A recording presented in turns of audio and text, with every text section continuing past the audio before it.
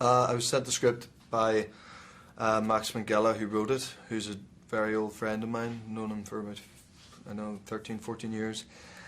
And I knew he'd been writing this for a while, and the story had intrigued me. I'd never read the book, but as soon as I read it, I called him and I was like, I want to do this movie. I just, it took me on a journey that I found fascinating, and I just thought, like, once we actually, if I'm finding it fascinating on the page, imagine how fun and cool a movie it could be.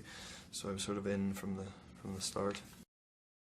I have read the book since. The character of Pascal, the doctor in the book, is played a lot older. And in fact, when I met Alex Aja, the director, after being sent the script, he urged me not to read the novel before we started filming, because he didn't want that portrayal, or that the way he's portrayed in the book, to influence what I was going to do. So yeah, I didn't read it until after, but I love the book, but we've made a very different story, I think.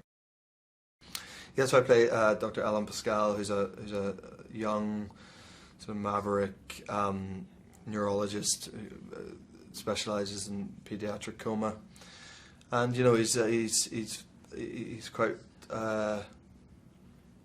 unorthodox and radical in his approach to medicine and understanding the brain, and he's the doctor who's giving TED Talks, and when we first see him, he's giving a TED Talk, and and has quite a following from his books, and he's not your sort of everyday doctor, and this case comes along of a boy who's fallen off a cliff and who's got this bizarre history of accidents, and he is just massively intrigued by this case, and gets involved and wants to answer all the unanswered questions, and then ends up getting possibly too involved, and certainly too involved with the case's mother, the boy's mother, and that's when everything starts to really unravel for him.